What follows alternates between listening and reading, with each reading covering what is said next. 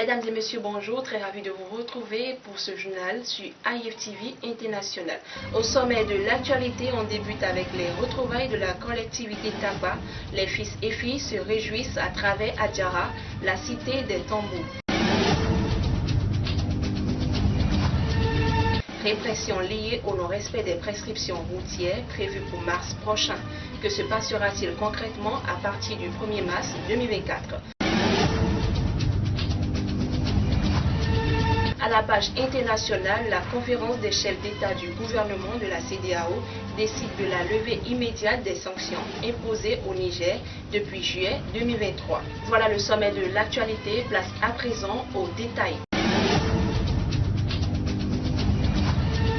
À nouveau bonjour, première édition de la fête de retrouvailles de la collectivité Takwa d'Adjara.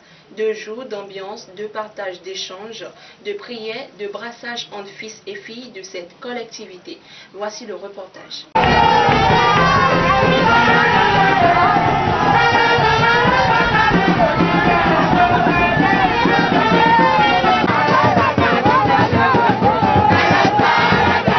Vendredi 23 février 2024, l'ambiance n'était pas la même dans Adjara. Enfants, jeunes et adultes se sont endimanchés dans un ensemble vestimentaire uni qui frappe à l'œil. Bienvenue à la première édition de la fête de retrouvailles des fils et filles de la collectivité Takwa.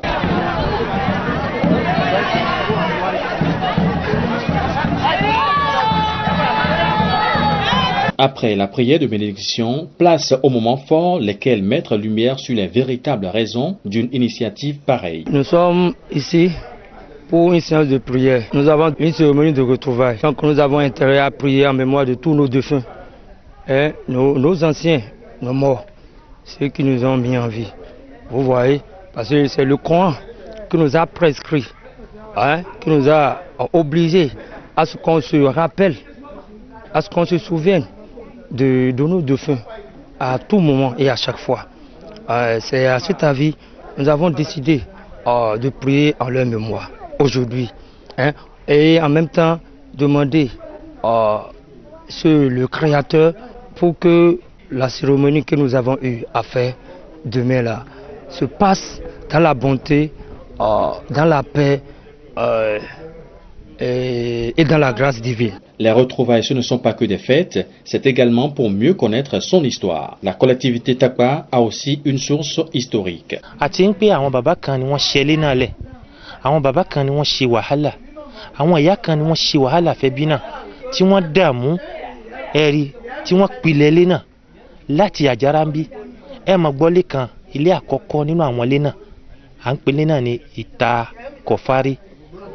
Àwọn ẹ̀mọ́ gbọ́ ìta kọfàrí là ń pè bẹ̀.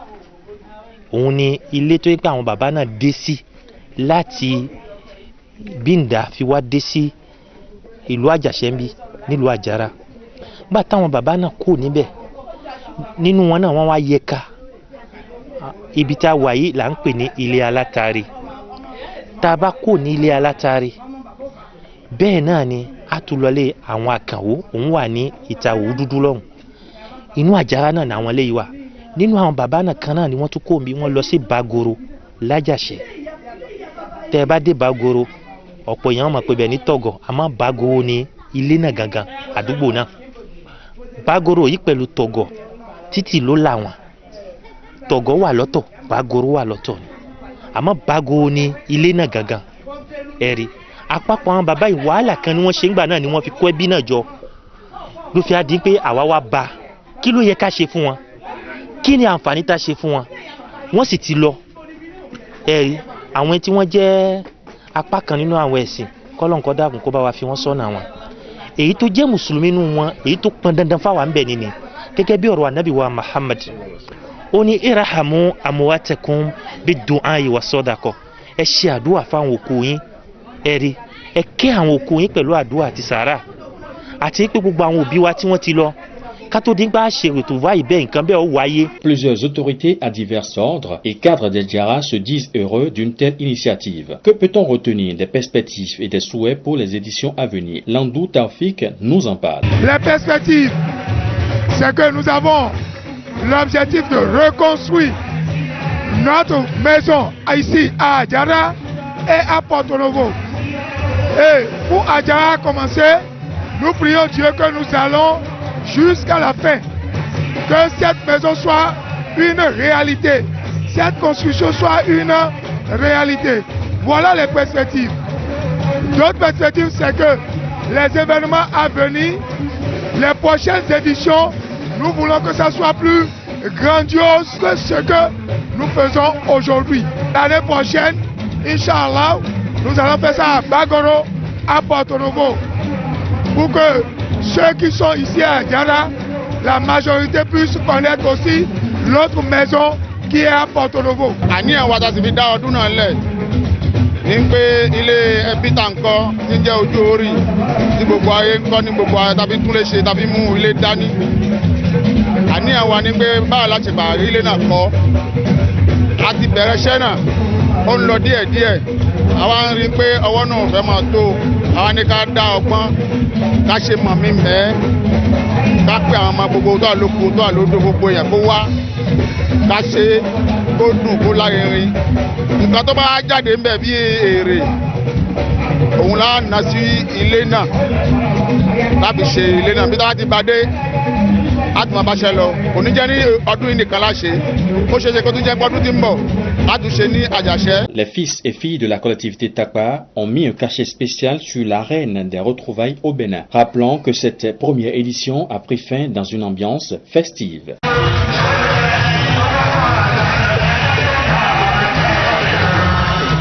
Le jeudi 22 février 2024, 100 détenus de la prison civile de Parakou bénéficient d'une formation en fabrication de chaussures organisée par la direction des études de la réinsertion et des relations avec les autorités judiciaires de l'agence pénitentiaire du Bénin. Cette initiative s'inscrit dans le cadre de la mise en œuvre du plan de réinsertion de l'APB et reflète la volonté du gouvernement d'accompagner les détenus dans leur parcours.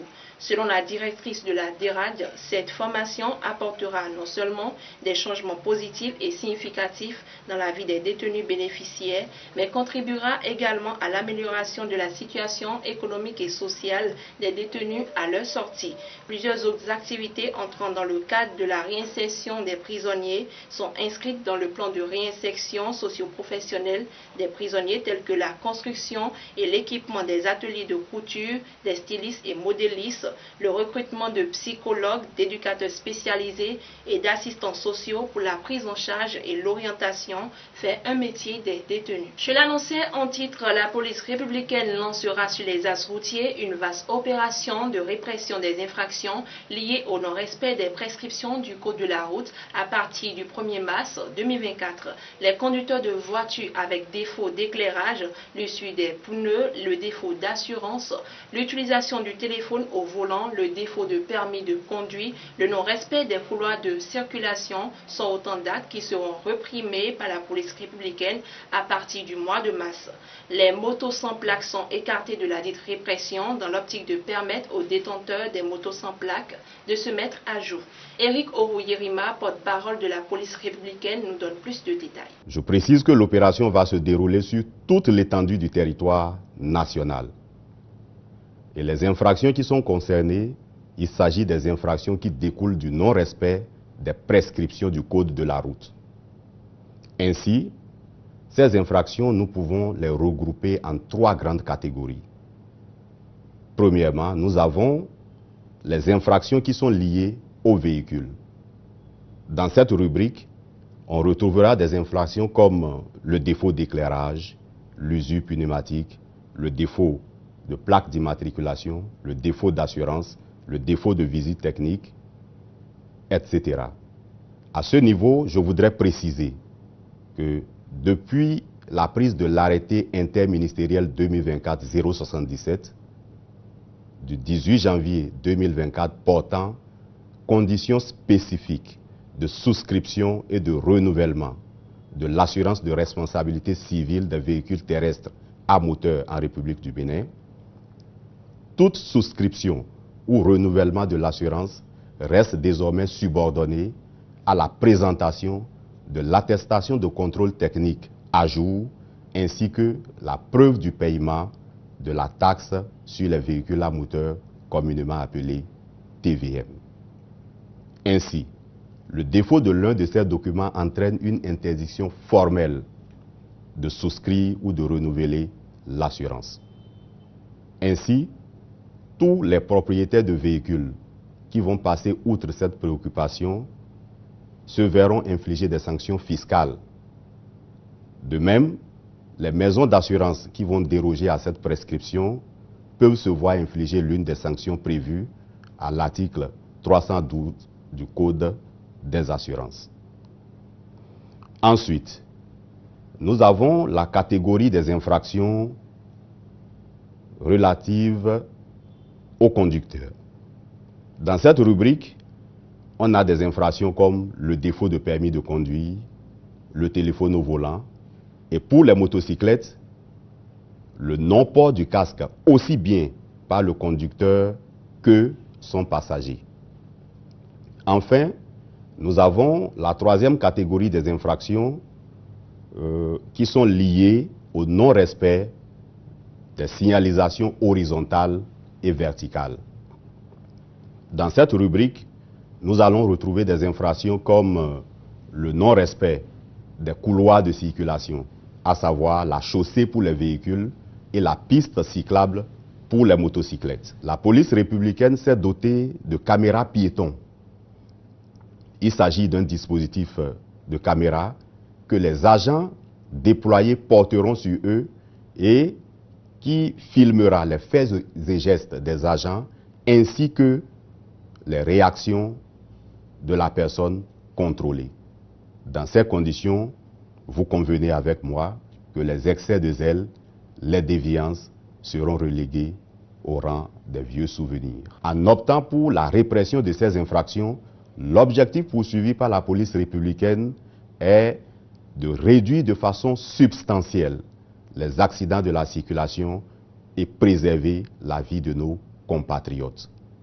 Autre fait de l'actualité, le prix l'Ours d'Or a été attribué à la réalisatrice franco-sénégalaise Mati Diop lors de la 114e édition du Festival international du film pour son film documentaire Dahomey le samedi 24 février 2024. Ce film retrace la restitution en novembre 2021 au Bénin de 26 trésors royaux d'Abomey pillés en 1892 par les troupes coloniales françaises. Mati Diop, affirmant son engagement contre l'oubli et l'amnésie, a déclaré: en tant que franco-sénégalaise, cinéaste afrodescendante, j'ai choisi d'être de ceux qui refusent d'oublier, qui refusent l'amnésie comme méthode, selon RFI. La 114e édition du Festival international du film de Berlin s'est tenue du 15 au 25 février 2024. Mesdames et messieurs, c'est le moment de vérité. L'Ours d'Or du meilleur film est décerné à Dahomey, un film de Mati Diop, produit par elle-même et Ève Robin. Il faut choisir. En tant que femme française et anglaise, en tant que cinéaste, j'ai choisi. Nous sommes de ceux qui refusent d'oublier. Nous sommes de ceux qui refusent d'accepter l'amnésie comme méthode. Je suis solidaire envers mon peuple sénégalais qui se bat pour la démocratie et pour la justice. Je suis solidaire envers la Palestine. Je vous remercie. La réalisatrice franco-sénégalaise Mati Diop a remporté le premier prix du 74e Festival du film de Berlin samedi soir. Son documentaire a reçu l'Ours d'Or du meilleur film. Dahomey suit la restitution en novembre 2021 de 26 trésors royaux au Bénin, pillés par les troupes coloniales françaises en 1892. Page internationale à présent, l'organisation ouest-africaine a levé les sanctions imposées au Niger depuis le coup d'État du 26 juillet 2023 contre le président Mohamed Bazoum, marquant ainsi un changement positif dans sa position par rapport à la CEDEAO. Les sanctions incluaient la fermeture des frontières avec le Niger, la suspension des transactions financières et le gel des avoirs du pays dans des banques étrangères. La CEDEAO avait également posé un ultimatum exigeant le rétablissement de l'ordre constitutionnel et le retour du président déchu Mohamed Bazoum dans un délai d'une semaine. À défaut de respecter cette exigence, la junte s'exposait à une éventuelle intervention militaire. En réponse à ces sanctions économiques, les putistes nigériens ont formé une alliance avec leurs homologues du Burkina Faso et du Mali en se retirant de la CEDEAO et en créant l'Alliance des États du Sahel, qui sera mal perçue par la suite par certains dirigeants de l'organisation régionale. Certains chefs d'État ont plaidé en faveur d'une approche plus conciliante qui a conduit à un assouplissement de la position de l'institution, aboutissant à la levée des sanctions contre le Niger le samedi 24 février 2024. Cette décision met fin à une période de tension diplomatique et ouvre la voie à une possible réconciliation entre la CEDEAO et le Niger.